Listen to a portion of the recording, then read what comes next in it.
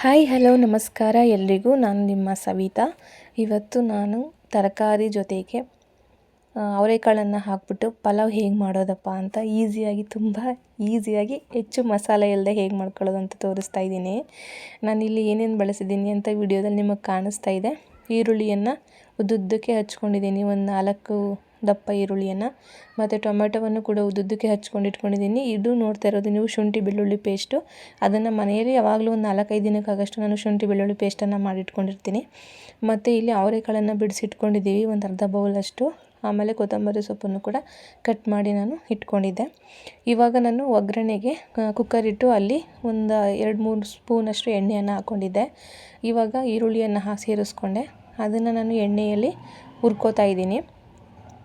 ಈರುಳ್ಳಿ ನನಗೆ ತುಂಬ ಚೆನ್ನಾಗಿ ಎಣ್ಣೆಯಲ್ಲಿ ಬೆಂದರೆ ಇಷ್ಟ ಆಗುತ್ತೆ, ಹಾಗಾಗಿ ನಾನು ಅದನ್ನು ಎಣ್ಣೆಯಲ್ಲಿ ಹುರ್ಕೋತಾ ಇದ್ದೀನಿ. ಕಲರ್ ಬರಬೇಕು ಒಂದು ಸ್ವಲ್ಪ, ಅದು ಗೋಲ್ಡನ್ ಬ್ರೌನ್ ಕಲರು, ಆ ಥರ ಅದನ್ನು ಎಣ್ಣೆಯಲ್ಲಿ ಫ್ರೈ ಮಾಡ್ಕೋತಾ ಇದ್ದೀನಿ. ಅದೊಂದು ಸ್ವಲ್ಪ ಬೇಗ ಫ್ರೈ ಆಗಲಿ ಅಂತ ಹೇಳಿ ನಾನು ಅದಕ್ಕೆ 1 ಸ್ಪೂನ್ ಉಪ್ಪನ್ನು ಸೇರಿಸ್ಕೊಂಡೆ. ಅದು ನೋಡಿದಷ್ಟು ಬೇಗ ಕಲರ್ ಚೇಂಜ್ ಆಗೋಯಿತು.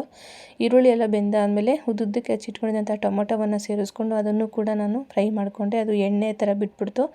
ಆಮೇಲೆ ಶುಂಠಿ ಬೆಳ್ಳುಳ್ಳಿಯನ್ನು ಸೇರಿಸ್ಕೊಂಡೆ, ಅದನ್ನು ಚೆನ್ನಾಗಿ ಮಿಕ್ಸ್ ಮಾಡಿಕೊಂಡು ಬೇಯಿಸ್ಕೊಂಡೆ. ಆಮೇಲೆ ಇಲ್ಲಿಗೆ ನಾನು ಸ್ವಲ್ಪ ಚಕ್ಕೆ ಮತ್ತು ಮರಾಠಿ ಮೊಗ್ಗು ಅದನ್ನು ನಾನು ಪೌಡ್ರ್ ಮಾಡಿ ಇಟ್ಕೊಂಡಿದ್ದೆ. ಅದನ್ನು ಒಂದು ಸ್ವಲ್ಪ ನಾನು ಚಿಟಿಕೆಯಷ್ಟು ಸೇರಿಸ್ಕೊಂಡೆ. ನಾನು ಜಾಸ್ತಿ ಯಾವುದೇ ಮಸಾಲೆ ಪದಾರ್ಥಗಳನ್ನು ಯೂಸ್ ಮಾಡಲ್ಲ ಇದರಲ್ಲಿ. ಪಲಾವ್ ಎಲೆ ಆ ಥರದ್ದು ಯಾವುದನ್ನೂ ಯೂಸ್ ಮಾಡಿಲ್ಲ ನಾನು. ಇಷ್ಟೇ ನಾನು ಹಾಕಿದ ಮಸಾಲೆ. ಈಗ ತರಕಾರಿಯನ್ನು ಸೇರಿಸ್ಕೊತಾ ಇದ್ದೀನಿ. ಕ್ಯಾರೆಟು, ಬೀನ್ಸು, ಆಲೂಗಡ್ಡೆಯನ್ನು ಸೇರಿಸ್ಕೊಂಡೆ. ಅದನ್ನು ಕೂಡ ನಾನು ಚೆನ್ನಾಗಿ ಮಿಕ್ಸ್ ಮಾಡಿಕೊಂಡು ಎಣ್ಣೆಯಲ್ಲಿ ಬೇಯಿಸ್ಕೊತಾ ಇದ್ದೀನಿ.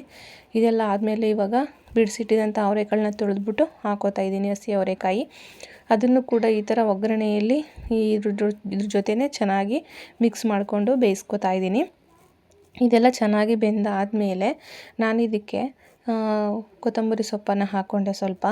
ಆ್ಯಕ್ಚುಲಿ ಆವಾಗಲೇ ಹಾಕಬೇಕಿತ್ತು, ಮರೆತುಬಿಟ್ಟಿದ್ದೆ. ಕೊತ್ತಂಬರಿ ಸೊಪ್ಪು ಹಾಕ್ಕೊಂಡೆ. ಮಿಕ್ಸ್ ಮಾಡಿಕೊಂಡು ಇದಕ್ಕೆ ನಾನು 2 ಚಮಚ ಧನಿಯಾ ಪೌಡರನ್ನ ಸೇರಿಸ್ಕೊತಾ ಇದ್ದೀನಿ. ಇದು ಮನೆಯಲ್ಲೇ ಮಾಡಿರೋವಂಥದ್ದು ಹಾಗಾಗಿ.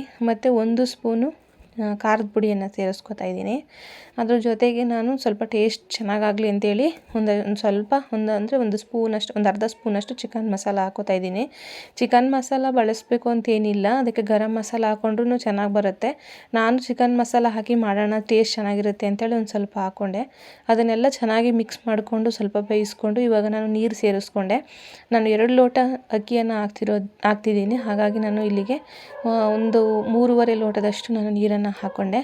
ಸ್ವಲ್ಪ ಕೊತ್ತಂಬರಿ ಸೊಪ್ಪನ್ನು ಸೇರಿಸ್ಕೊಂಡು ಅದೊಂದು ಸ್ವಲ್ಪ ಇನ್ನೇನೋ ಕುದಿ ಬರ್ತಾ ಇದೆ ಅನ್ನೋಷ್ಟರಲ್ಲಿ ಅಕ್ಕಿಯನ್ನು ತೊಳ್ಕೊಂಡು ಅಲ್ಲಿ ಇವಾಗ ಅಕ್ಕಿಯನ್ನು ಸೇರಿಸ್ಕೊಂಡೆ. ಅಕ್ಕಿ ಎಲ್ಲ ಸೇರಿಸಾದ್ಮೇಲೆ ಅದನ್ನು ಈ ಥರ ಸ್ಪೂನಲ್ಲಿ ಚೆನ್ನಾಗಿ ತಿರಿದು ಅದು ತಳ ಹಿಡಿಬಾರ್ದು, ಆ ಥರ ನಾನು ಅದನ್ನು ಬೇಯಿಸ್ಕೊತಾ ಇದ್ದೆ. ಆ ಥರ ಹಿಂಗೆ ತಿರ್ಕೊತಾ ಇದ್ದೆ ಇದರಲ್ಲಿ ಸ್ಪೂನ್ ತಗೊಂಡು. ಅದು ಹಿಂಗೆ ನೋಡಿ ಎಷ್ಟು ಚೆನ್ನಾಗಿ ಬರ್ತಾಯಿದೆ.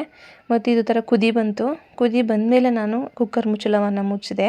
ಯಾಕೆ ಅಂತಂದರೆ ಅದು ನಾವು ಕುದಿ ಬರೋಕ್ಕೂ ಮುಂಚೆ ನಾನು ಒಟ್ಟಿಗೆ ಸೇರಿಸ್ಬಿಟ್ಟು ಮುಚ್ಚಳ ಮುಚ್ಚಿಬಿಟ್ರೆ ಅದೇನಾಗ್ಬಿಡುತ್ತೆ, ಕೆಳಗಡೆ ಬಿಳಿ ಅನ್ನ ಉಳ್ಕೊಂಡ್ಬಿಡುತ್ತೆ. ಹಾಗಾಗಿ ನಾನು ಆ ಥರ ಕುದಿ ಬಂದಮೇಲೆ ಮುಚ್ಚೋದು. ಮತ್ತು 2 ವಿಸಿಲನ್ನು ಹೊಡೆಸ್ಕೊಂಡು ಪಾತ್ರೆಗೆ ಈ ಥರ ರೈಸ್ ಹಾಕ್ಕೊಂಡು ನಾನು ಮಿಕ್ಸ್ ಮಾಡ್ಕೊಂಡ್ಮೇಲೆ ಈ ಥರ ಸಖತ್ತಾಗಿ ಉದುರಾಗಿ ಅನ್ನ ಸೂಪರ್ ಟೇಸ್ಟಿಯಾಗಿ ಬಂತು. ಅದ್ರ ಜೊತೆಗೆ ಮೊಸರು ಬಜ್ಜಿ ಕೂಡ ಇತ್ತು. ಮೊಸರು ಬಜ್ಜಿ ಇಲ್ಲದೇ ಬರೀ ಪಲಾವೇ ತಿನ್ಬೋದು, ಅಷ್ಟು ಸಖತ್ತಾಗಿ ಟೇಸ್ಟ್ ಬಂದಿತ್ತು. ನೀವು ಒಮ್ಮೆ ಟ್ರೈ ಮಾಡಿ. ಲೈಕ್ ಮಾಡಿ, ಶೇರ್ ಮಾಡಿ, ಕಮೆಂಟ್ ಮಾಡಿ. Thank you so much.